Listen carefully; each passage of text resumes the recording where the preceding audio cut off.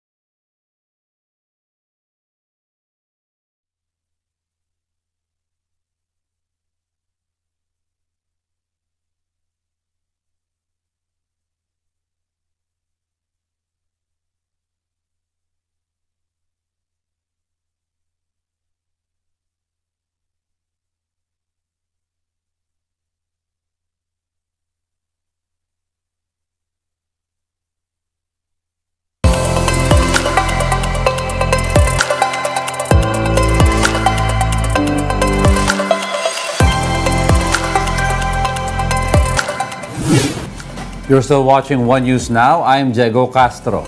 House Speaker Martin Romualdez called for an emergency meeting with the Interior Department and Philippine National Police on Monday to discuss the recent spate of high-profile crimes in the country. This comes after the ambushes that killed the Vice Mayor of Apari, Cagayan and wounded a Maguindanao del Sur mayor and the Governor of Lanao del Sur. Romualdez sought to discuss how authorities are addressing heinous crimes, which he believes to be politically motivated. The House Speaker also says he wants to know how Congress can help in resolving the recent attacks. Due to bad weather, responders are struggling to bring down from Mount Mayon the bodies of the Cessna plane crash victims in Albay. The details in this report.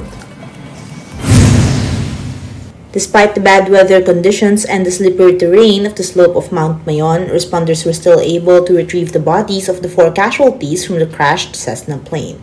This was confirmed by Kamalig Albay Mayor Caloy Baldo. Nasa body bag na po yung mga 4 na sakay ng eroplano. Going po sila pabalik na po sila dito sa atin, pababa. Actually, mga 2 p.m. More or less, 2 p.m. to 2:30. Pero, ang kuha natin doon, totally naglagay ng roofs. Yun ang kuha din doon. Siguro, ilan lang, pero nakuha yung body na napuntahan talaga nila. On Sunday, mountaineers assisted in making an anchor system for rope management to relay and bring down the bodies. One of these mountaineers were George De Mesa. De Mesa shares they spent 5 entire days on Mayon. So, ito yung strategy na iambag namin sa local community or sa LGU ng Kamalig na nagkakaproblema, lalo na rin yung mga rescuers. So kami nag-volunteer para mapadali yung rescue na nangyari. George even showed our team how the anchor system works. Tapos binutas mo na siya, lalagay mo na tong hanger. Lagay mo sa rito, for example, nag-expand na siya, lalagay mo tong nut. So, ganyan, for example, nakadyan na siya, ganyan. So, higpitan mo siya ng wrench. Tapos lagay mo na ngayon yung karab, na locking palagi kasi mas matibay. Hindi siya magbubukas ba. So, lagay mo yung lubid. So, kung maglo-lower ko ng victim, ginawa namin sa Mayon, lower namin, ginamit namin to. So, yun ang naging malaking tulong. Kasi kung naghahanap ka lang ng natural anchor, mahirap sa Mayon. Ganun ka-steep, 60 degrees ang inclination eh. Once the rope is connected to the anchor, mountaineers assisted in placing the remains on a body bag. They were aiming to bring the cadavers down to their base camp at the Forest Ranger Station and then to the nearest barangay. Ginawa namin, hindi pinasok yung cadaver doon sa cadaver bag. Pero before that, kasi nag-decompose na yung body ng mga kawawang titignan. So ginawa, binabalot ng duct tape, tapos papasok mo doon sa cadaver bag, lalagay mo sa sked. Or plastic siya. So, rarap mo siya with the straps around para hindi siya mahulog. So, yun ang ginagamit para slide mo sa lubid na mas mabilis. But despite their efforts, bad weather persisted, making the slopes more slippery. Supposed to be, expect nga natin ngayong araw na makababa kaso the sitwasyon ng panahon. Then, yung mga retriever operator natin, exhausted na din. An Air Force chopper tried flying over the site to lift the bodies instead, but it still was not able to do so due to the rough weather conditions in Kamalig, Albay. Pig-try namin, lumipad kanina yung Air Force, yung chopper, para makakuha ng pwedeng kunin na lang yung mga nandun sa taas.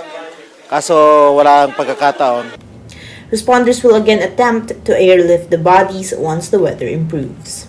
Basta may pagkakataon na makita ng piloto yung pwedeng pagkuhanan, yun po ang gagawin. Meanwhile, at the foot of the mountain, a mass has been held in remembrance of the victims. May special tayong dahilan. Kahit pa paano, nagpapasalamat tayo sa Panginoon sapagkat natagpuan na ang mga katawan ng mga na-aksidente sa eroplano dyan sa malapit na sa crater ng bulkan.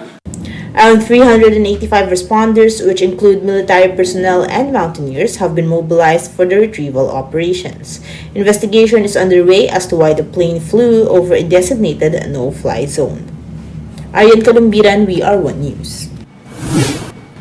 More than 20 floats adorned with flowers paraded the streets of Baguio City as part of the Panagbanga Festival. Among the most applauded floats took inspiration from anime, Greek mythology, African safari, and enchanted garden. Different types of colorful roses, carnation orchids, and chrysanthemums were also used to create the floats. Several celebrities were also present in the grand parade, including Lovie Poe as well as Benji and Andre Paras. Over 1.5 million revelers were expected to celebrate the return of Panagbanga Festival after years of COVID-19 restrictions. And those are the top stories of the hour. Join us again at 9:45 a.m. as we continue to monitor the day's biggest stories. You can also catch One News on Signal Play. Register an account now at signalplay.com so you can stream One News live anytime, anywhere. I'm Diego Castro. We are One News. All sides, all the time.